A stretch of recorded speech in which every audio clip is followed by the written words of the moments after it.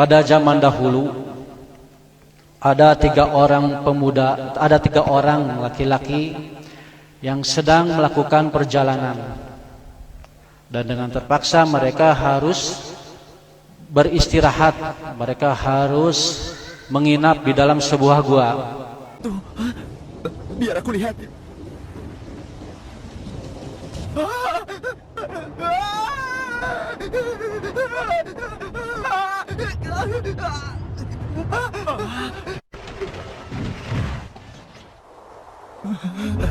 Astagfirullahaladzim. Ya Allah, apa yang telah terjadi? Batu itu menutup pintu goa. Assalamualaikum warahmatullahi wabarakatuh. Bismillah, alhamdulillah, wassalatu wassalamu ala rasulillah wa ala alihi wa sahbihi wa mawalah. Ashhadu an la ilaha illallah wahdahu la syarika lah, wa ashhadu anna muhammadan abduhu wa rasuluh alladzi la nabiyya ba'dah. Faqala Allah ta'ala fil Qur'anil Karim, a'udzu billahi minasy syaithanir rajim. يا أيها الذين آمنوا كتب عليكم الصيام كما كتب على الذين من قبلكم لعلكم تتقون. وقال أيضا يا أيها الذين آمنوا اتقوا الله حق تقاته ولا تموتن إلا وأنتم مسلمون. وقال رسول الله صلى الله عليه وسلم اتقوا الله حق تقاته ولا تموتن إلا وأنتم مسلمون.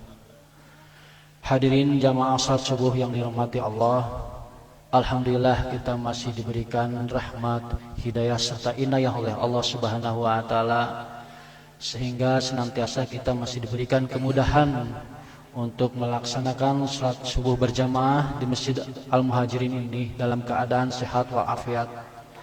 Sebagai wujud rasa syukur kita, marilah kita tingkatkan keimanan dan ketakwaan kita, minimal dengan jalan intisalu awamirillah wajtinabu nawahi, yaitu melaksanakan segala apapun yang diperintahkan oleh Allah dan berupaya dengan sungguh-sungguh menjauhi segala larangannya. Karena dengan bekal iman dan takwalah kita akan mendapatkan derajat yang mulia di sisi Allah. Inna akramakum indallahi atqakum. Sesungguhnya orang-orang yang paling mulia di antara kamu adalah orang yang paling bertakwa. Salawat serta salam semoga dicurah limpahkan kepada junjungan alam Habibana Syafi'ina Maulana Muhammad sallallahu alaihi wasallam bin Abdullah, orang Mekah, sebagai pembawa risalah, kepada para sahabatnya, kepada para keluarganya, para tabi'in, serta tabi'in, serta semoga sampai kepada kita selaku umatnya yang sama-sama berharap mendapatkan syafaat kelak yaumil qiyamah. Amin ya rabbal alamin. Para hadirin jamaah rahimakumullah, adik-adik yang saya cintai, pada zaman dahulu ada tiga orang laki-laki yang sedang melakukan perjalanan, dan dengan terpaksa mereka harus beristirahat. Mereka harus menginap di dalam sebuah gua karena terdapat hujan yang sangat deras. Gua ini tidak terlalu besar, dan ketika mereka berada di dalam gua tersebut, tiba-tiba sebongkah batu besar yang dari atas bukit jatuh menggelinding sehingga menutupi mulut gua tersebut. Salah satu dari mereka berkata, kita tidak akan selamat dari gua ini jika kita tidak mengharap dan memohon ampunan kepada Allah Subhanahu wa taala. Maka salah seorang dari mereka berkata, ya Allah, dahulu saya mempunyai kedua orang tua yang sangat sepuh, dan saya selalu memberikan mereka segelas susu sebelum tidur setiap malamnya, sebelum saya berikan kepada anak dan istri saya. Saya selalu melakukan setiap malam terus menerus, hingga suatu hari ketika saya mencari kayu bakar di tempat yang sangat jauh, Ternyata ketika pulang saya kemalaman. Dan setelah saya sampai di rumah orang tua saya, ternyata mereka telah tertidur. Maka saya bergegas untuk memeras susu dan untuk diambil susunya untuk diberikan kepada orang tua saya. Dan saya memegang cawan atau gelas susu itu sampai mereka terbangun.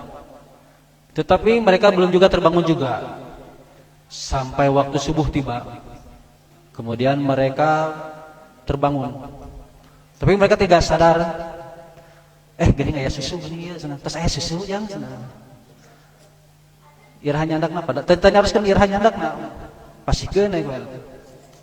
Alhamdulillah rawas gini minum susu tehnya, kasihan.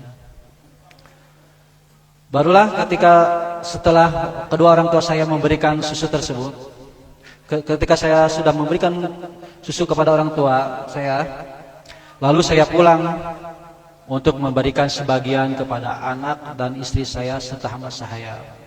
Ya Allah, jika menurutmu dengan amalan ini akan meringankan beban kami, maka tolonglah ringankan beban kami ya Allah.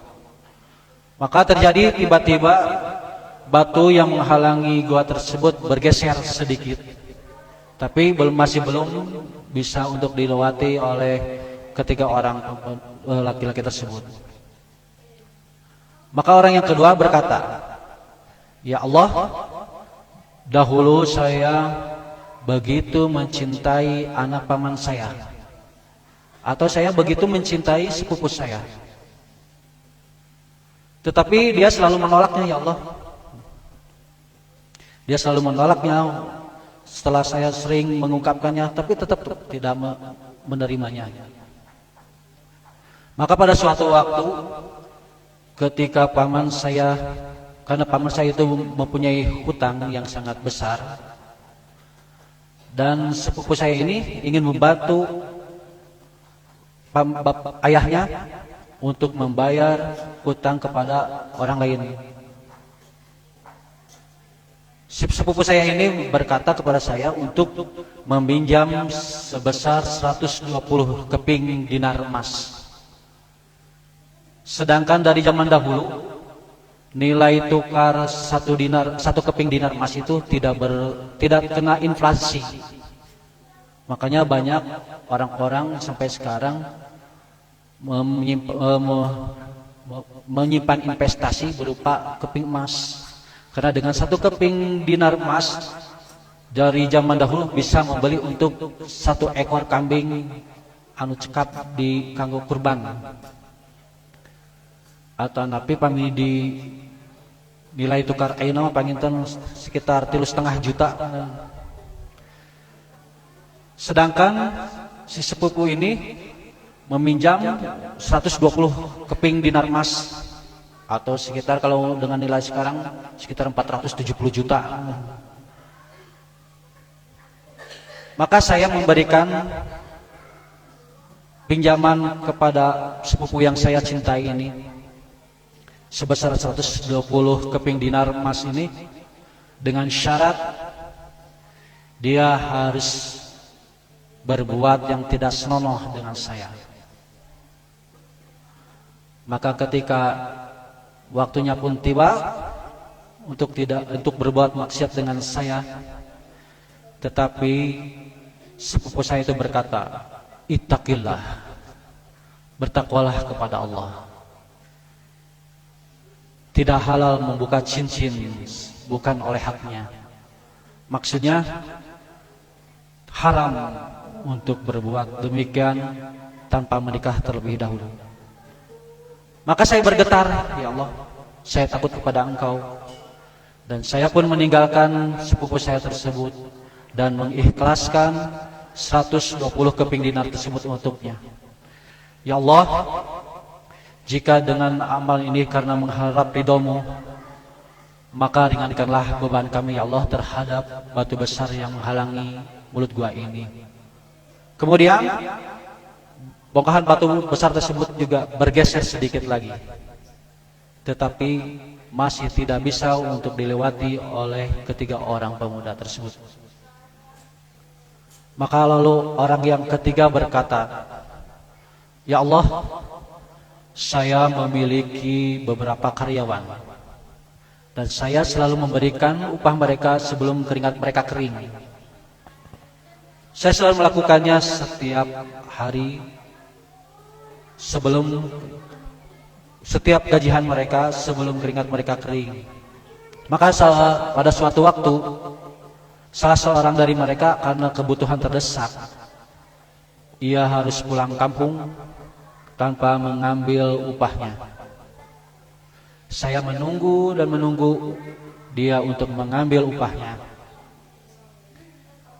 Hari demi hari, minggu demi minggu, dia belum juga mengambilnya.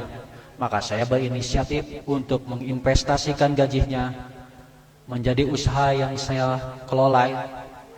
Dan dengan uang tersebut, saya bisa membeli beberapa ekor unta, sapi, dan kambing. Maka pada suatu waktu, si orang tersebut datang. "Wahai hamba Allah, mana gaji abi? Juragan, mana gaji abi nggak bahasa eta?" Tanpa banyak berkata, saya mengajak dia kepada suatu tempat. "Hayu giring cenah. Tah eta nu dipayuneun kan. Sapi, onta, kambing, candak. Ah nu leres gang. Bercanda nya mah bercanda. Pami zaman ayeuna mah ngepreng. Benar. Semua binatang yang ada di depan kamu itu adalah hak kamu.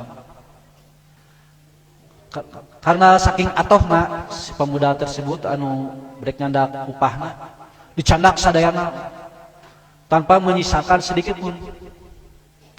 Ya Allah, jika dengan amalan ini kami mengharap ridho-Mu, maka ringankanlah beban kami. Tolong singkirkan bongkahan batu besar yang menghalangi mulut gua ini." Maka yang terjadi, adik-adik sekalian, batu besar yang menghalangi mulut gua tersebut tersingkir dan lebih besar lagi sehingga mereka bisa selamat dari gua tersebut.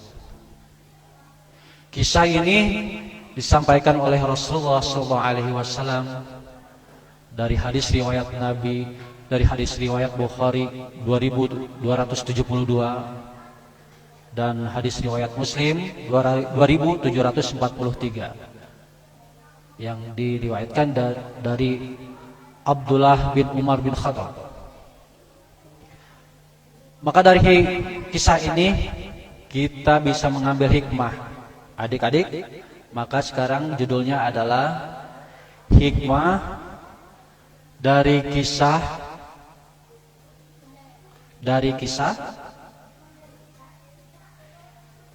tiga orang, rada panjang judulnya, 3 orang yang terkurung di dalam goa.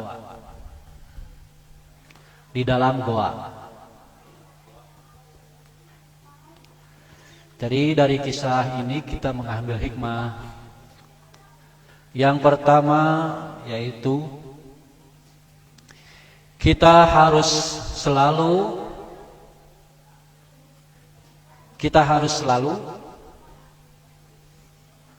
berharap kepada Allah.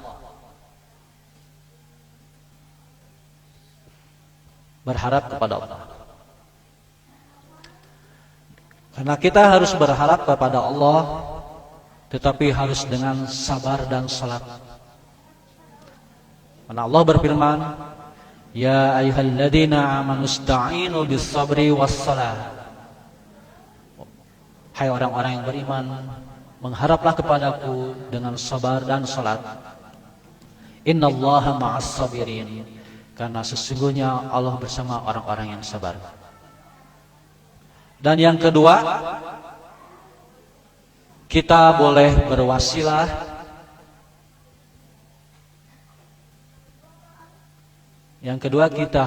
kita boleh berwasilah atas amalan kita. kita boleh berwasilah atas amalan kita. Dan yang ketiga, begitu mulianya berbakti kepada orang tua. Yang ketiga, begitu mulianya berbakti kepada orang tua. Begitu mulianya berbakti kepada orang tua.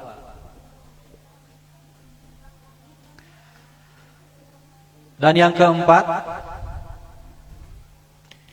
kita harus menjaga diri dari perbuatan maksiat. Kita harus menjaga diri dari perbuatan maksiat. Dan yang kelima, pentingnya bersedekah. Pentingnya bersedekah. Karena salah satu kiat untuk menjadi orang yang bertakwa adalah bersedekah. Wa mimma razaqnahum yunfiqun, yaitu orang-orang yang mengafkarkan sebagian rezekinya. Dan yang ketujuh ya, keenam. Yang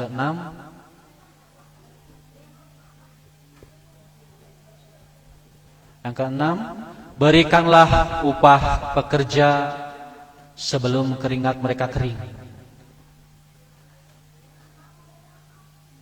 Berikanlah upah pekerja sebelum keringat mereka kering.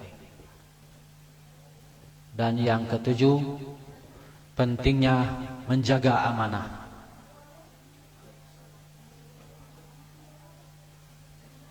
Pentingnya menjaga amanah. Maka dari kisah ini mudah-mudahan menjadi motivasi untuk kita beramal soleh.